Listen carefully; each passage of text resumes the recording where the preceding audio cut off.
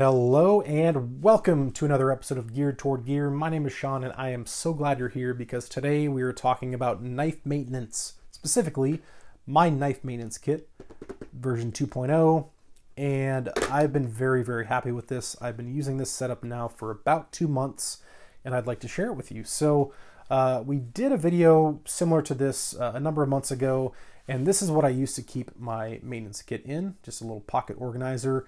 And that served me well, but as I've gotten more tools and just been doing more maintenance and disassemblies, I just decided to change things up. And really the main factor there was that I liked this kit because it was very portable. I could travel with it, but I only traveled with it a few times, and it didn't really justify keeping it in such a small, compact footprint. And so I decided I'm just going to have a dedicated toolkit for the house that stays here in my home. That is just my dedicated knife maintenance kit, and it's been so much better. It has just been so much better. So let's start with the vessel. This is made by Husky, and this case kicks ass. It is so good. So these, you get them at Home Depot. Husky is Home Depot's like house brand. These go for like $5, which is insane to me. And I'm really into tools and things like that. And so like the quality here is undeniable. It's got two latches that are super strong. The walls, like the side walls, are super thick. It's crazy rigid. It's not flexible. The dividers are super strong. They stay in place. It's just an awesome little kind of parts bin. And it's served this purpose just beautifully. So I'll leave a link below to where you could purchase one of these from Home Depot if you were interested. I use the exact same case for my spare parts bin. And I'm not going to do a video on this, but this is where I keep all my spare pocket clips and hardware and screws and scales and stuff like that.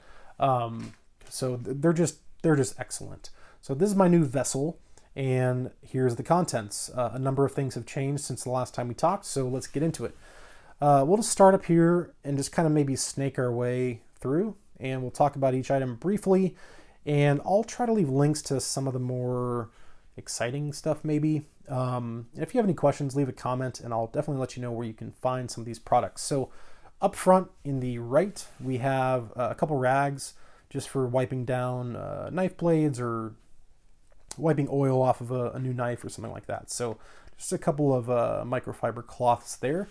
Here we've got some Q-tips and some toothpicks, and those are just for kind of getting into tight spaces to either pick something out or get some lint or pocket goobies out of your knife, and I use those very often.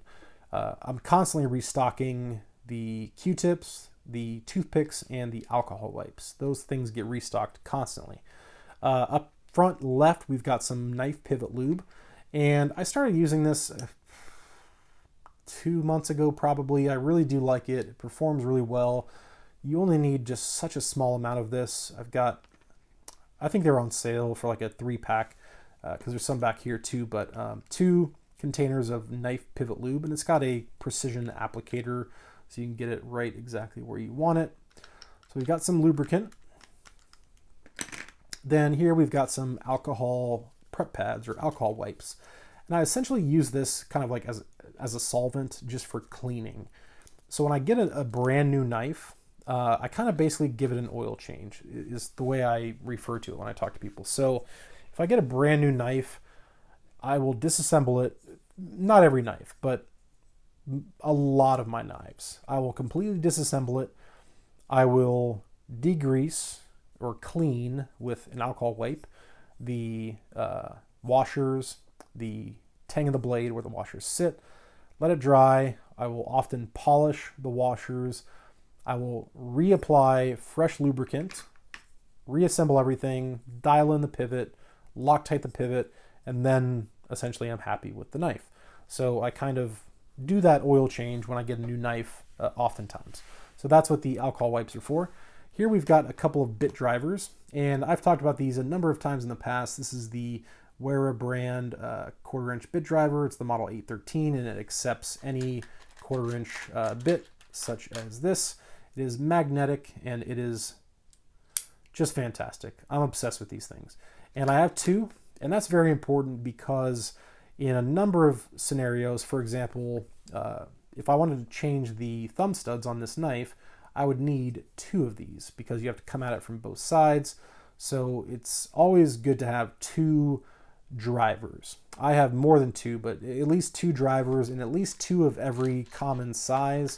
So for example, here we've got two T6s, so I could come at that pocket clip from both sides. So a couple of high quality 1/4-inch bit drivers.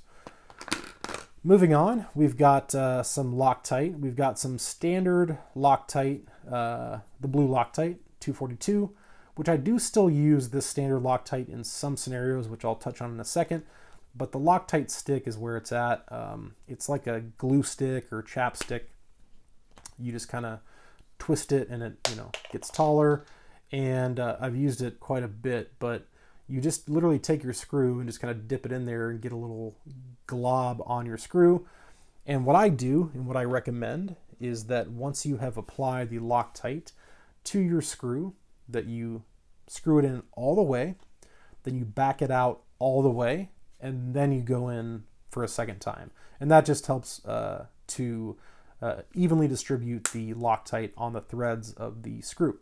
In some cases, it's actually easier for me to drop a single tiny drop of the liquid Loctite into the threads of something as opposed to applying it to the screw itself. So I do still keep some standard blue Loctite around just in case.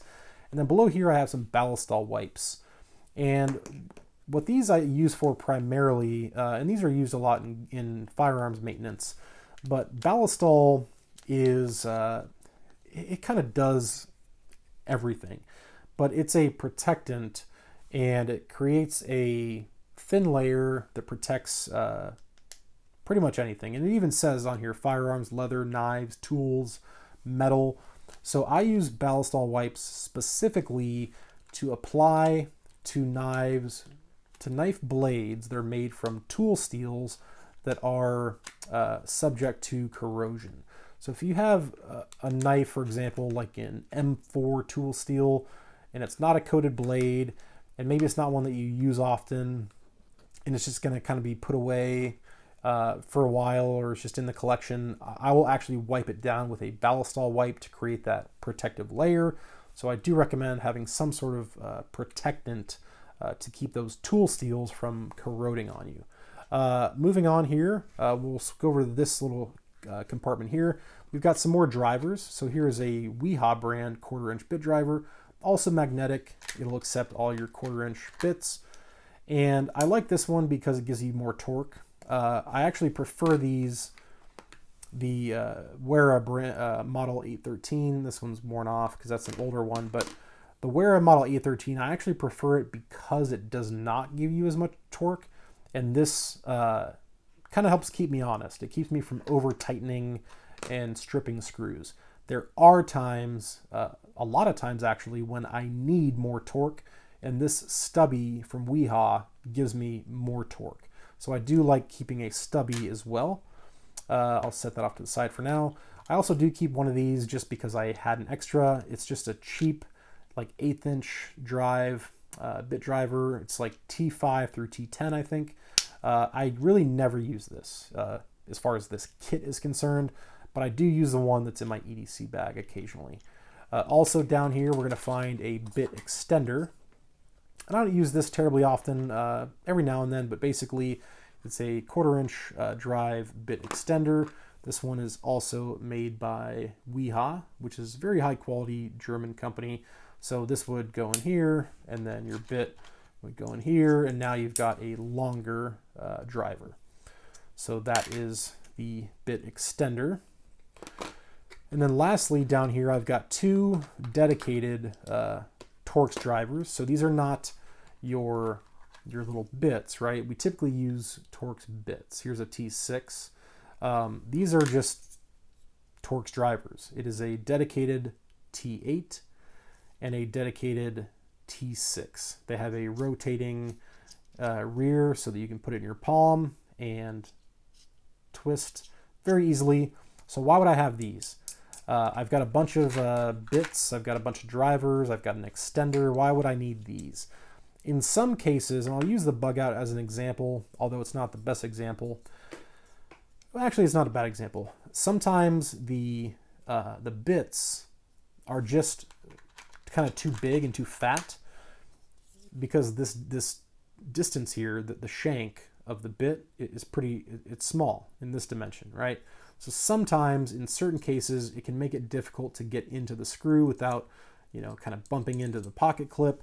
And so for certain knife designs, specifically for pocket clip screws, is where I find these to be the most handy. It's nice to have a longer shank that's very, very slim that I can go in with and do what I need to do without having to get really close with like a fatter tool. So having a dedicated longer shanked T6 and T8 for me is kind of a no-brainer. These are made in Germany, WeHa brand. They're fantastic, and they're like $5 a piece. They're hardened tips. They're just excellent. So for $5, I think they are a fantastic addition. So that's it for that compartment, just some more tools. Then we get into the bits. So in this compartment, these are all size T6. They're all made by WeHa, and I have 10 of them. So when I need a T6, I just reach in and grab one. So they kind of automatically are being rotated, so I'm not using one necessarily more than the other. So I have 10 in size T6 because it's just, for me, it was easier to buy more because I was ordering a bunch at one time. So I got 10 in size T6. And then in this compartment here, these are all size T8, and I have 8 of these, also made by WeHa, German, very high quality.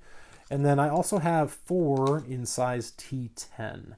These are used not super frequently, but I actually did just use one a couple days ago on a pivot screw that was a T10. But generally speaking, T6 and T8 is going to get you through 95% of what you need, but I do occasionally need a T10. I have not needed anything other than a 6, an 8, or a 10 in, I can't even remember when. So when I stocked this kit, I just overstocked it with a bunch of 6s, a bunch of 8s, and a few 10s, and that's it. If I needed a size 5 or a size 9 for some crazy reason, I've got them in here. So I really only stock 6s, 8s, and 10s. So let's move to this back left-hand compartment here. I've got some more lubricant, and this is made by Daiwa. This is reel oil. It's made for lubricating fishing reels. It's got a nice precision applicator. This stuff works great. This is what I used for a long time before I started using knife pivot lube, and I still do use this, especially on my super budget-friendly knives, where I'm not as concerned with getting that like super buttery smooth drop shutty action. So I still do use this Daiwa reel oil. So that comes in handy. So get those back in there. I also have a graphite pencil. This is a drafting pencil. And the way this works is it's a mechanical pencil. We've all seen these. And I use this not often, but if you have lock stick, and I don't have, well, I've got a liner lock here. If you have lock stick, that basically means your liner lock, for example, is sticking to the tang of the blade. And so one way that you can address that is you can actually take graphite and actually draw or apply graphite to the lock face. Okay, so this is the lock face right here. So you can literally just draw graphite all over the lock face. And graphite works as a dry lubricant. In industrial settings, graphite is made in a spray form.